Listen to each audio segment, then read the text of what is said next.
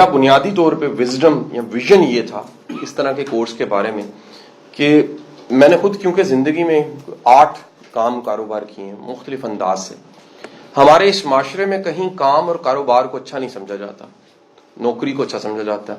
اور یہ جو عذاب نوکری ہے یہ 250 سال میں ہمیں ملا ہے, اس سے پہلے اس طرح سے نہیں تھا. میں نوکری کے شاید خلاف نہیں ہوں, میں اس حق میں ہوں کہ جو بندہ کاروبار کر سکتا ہے اس کو نوکری نہیں کرنی چاہیے.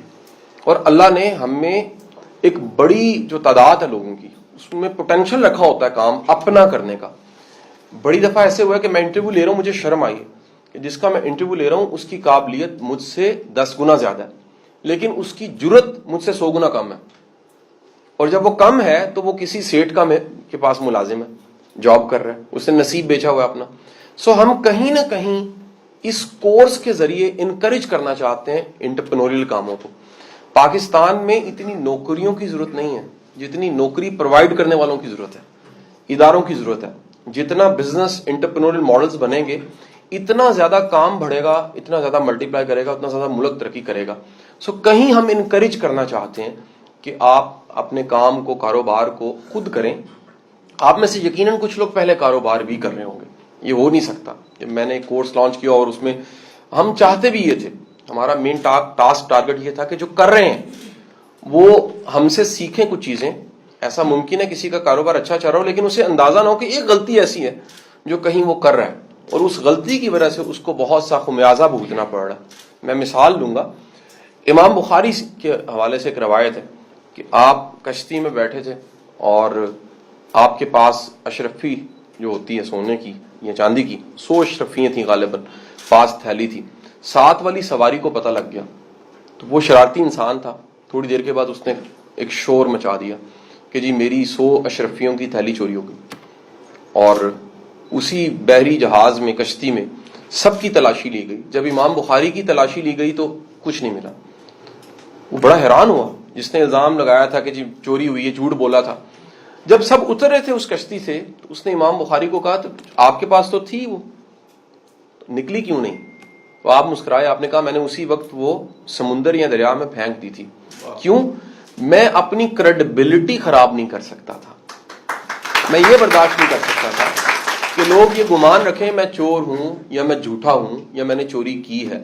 100 اشرفیاں شاید 100 بار زندگی میں آ جائیں, لیکن کریڈیبلٹی اگر آپ کی خراب ہوتی ہے تو بھائی آپ کا کاروبار بھی خراب ہوتا ہے, امیج بھی خراب ہوتا ہے. مثال لیجئے, کسی کا تاثر یہ فراڈیا ہے, کسی کا تاثر ہے یہ اپرچونٹیز ہے, ٹپیکل اپرچونٹسٹ ہے.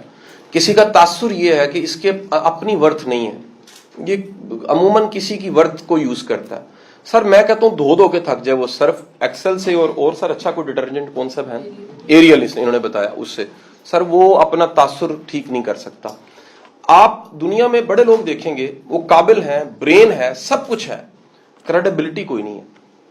آج کا میسج صرف یہی ہے. میں نے جتنے لوگوں پہ بزنس ریسرچ دیکھی ہے, لوگ نا سطحی کہتے ہیں, لوگ جھوٹ بولتے ہیں. میں نے بڑے لوگوں کو دیکھا ہے کہ میں بڑے بزنس مینوں پہ ریسرچ کی. میں پریکٹیکلی بتا رہا ہوں, میرے تو کلائنٹ ہیں. تسنیم بھائی میرے کلائنٹ تھے, کبھی پھر دوست بن گئے, بھائی بن گئے, تو کتنے ہم نے وینچرز کیے ہوں گے. لیکن میں مڑ کے دیکھتا ہوں ان کی پوری سٹوری میں نے کریڈیبلٹی دیکھی ہے, میں نے ڈیلیور کرنا دیکھا ہے, میں نے ایمانداری دیکھی ہے. اور یہی کہیں وہ ریسرچ ہے 30 ایئرز کی, 30 پوائنٹس کی, کہ سب سے نمبر 1 اگر کوئی چیز دیکھی دنیا میں گرو کرنے والے کاروباری افراد میں, پہلی خوبی جو دیکھی گئی وہ ایمانداری ہے. اگر وہ ایماندار نہیں ہے تو بھائی جتنے مرضی وہ کامیاب ہیں, صلاحیت ہے, محنتی ہیں, ایمانداری نہ ہونے کی وجہ سے ان کا سارے کا سارا امپریشن, سارے کا سارا کاروبار ملیا میٹ ہو جاتا ہے. ہمارے ہاں ہر کوئی تھوڑا سا بچا کے نا اپنا پروفٹ بنانا چاہتا ہے, جبکہ ہر کاروباری بندہ جونگا ڈالتا ہے, وہ سیر کا سوا سیر کرتا ہے. ہماری اس طرح کی کورسز میں کوشش ہوتی ہے کہ آپ آئیں یہاں پر اور یہاں سے فائدہ اٹھائیں, آپ یہاں سے کچھ لے کر جائیں, فائدہ لے کر جائیں. آپ کو ہر دن کو کتاب مل جائے گی, آپ کو ہر دن ایک سٹوری ملے گی.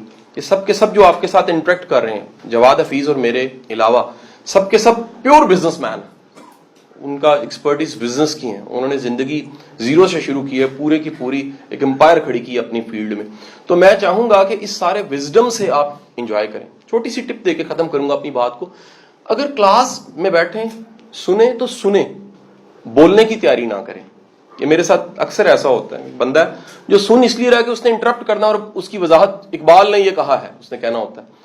آپ اس کو انجوائے کریں، ان کانسیپٹس کو انجوائے کریں، ان آئیڈیاز کو انجوائے کریں، اس کو ذرا امیجنیشن میں جا کے سوچیں کہ کیسے ہو رہا ہوگا، اور اس کے نوٹس بنائیں اور وہ جرت پیدا کریں جو ان سے آپ کو موٹیویشن مل رہی ہے. انشاءاللہ آپ کے ساتھ رابطہ رہے گا. بہت بہت شکریہ.